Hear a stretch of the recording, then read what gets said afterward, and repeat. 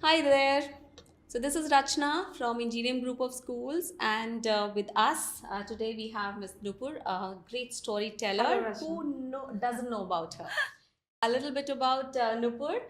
Once a nutritionist, now a storytelling maestro, Nupur embarked on a wild journey from broccoli to books. It started with bedtime tales for her kids, and now she's an author, performance storyteller, trainer, and consultant. Embracing her inner child, she's rewriting the rules and finding magic in every tale. So, welcome, Nupur. Thank you. So happy to be here. So glad that you're here, and we just had a wonderful session with you. So, Nupur, I have few questions from you.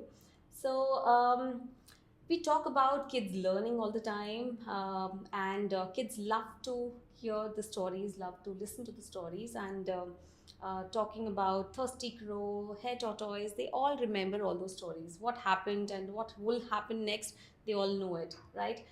But when it comes to concepts, learning concepts, they tend to forget.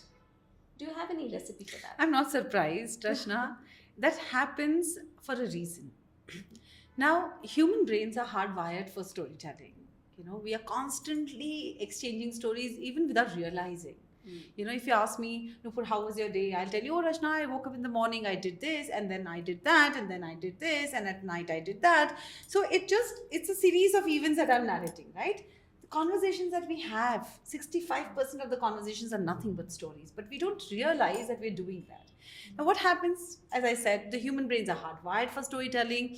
We receive information, we process it, store it in our brain, and when it is time to recall that information, we do it in the form of stories. So, I always say stories are part of our DNA. Now, when children listen to stories, they get excited, they feel very engaged with the story, and that's the nature of stories, right? As I said, we are hardwired for storytelling, so it's received very well, right? And storytelling engages the entire brain. It's like a whole brain activity. So again, something that I say, that if you want to lose weight, you don't just work on your upper body, you work on your entire body, right? Yes. So if you when you tell a story, you engage the entire brain, so it becomes memorable, it stays inside the brain. Right? When you teach through a textbook, only the language processing part of the brain gets activated, not the entire brain. But when children hear a story, the sensory part, the motor, the language processing part of the brain, everything gets activated, and that is why the story stays with you. So if I ask you, Rachna, do you remember the hair tortoise story? You'll say yes. By heart. If I ask you, do you remember the Cinderella story? Yes. But if I ask you, Rachna, do you remember the Archimedes principle? See that? That says it all, right? So, if as educators, your team, can start teaching children through stories, it will always be remembered. And one last thing before we sign off, you saw me narrate the hungry caterpillar story to the students. Now, if when you tell a classic like Hungry Caterpillar, you narrate the story, what can you teach through that story? Fruits, counting, days of the week, healthy eating, introduce junk food, talk about the life cycle of a butterfly. Yes. You don't have to have one story per concept. Look at one story, teach multiple concepts through it, and learning will be permanent. Absolutely. I definitely agree with each word of yours.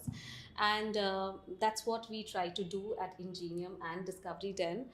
And thank you so much for inspiring and engaging our children so much that they love to listen to the stories. And I could see that children stayed for 40-45 minutes, and they Yes. didn't even think that they have such a wonderful sitting tolerance also. So thank you so much, Nupur. Always It a was pleasure. wonderful having you here. Thank We'll you. definitely meet you again and again and again and again. Yeah. Thank you, Rachna. Thank you. Thank you.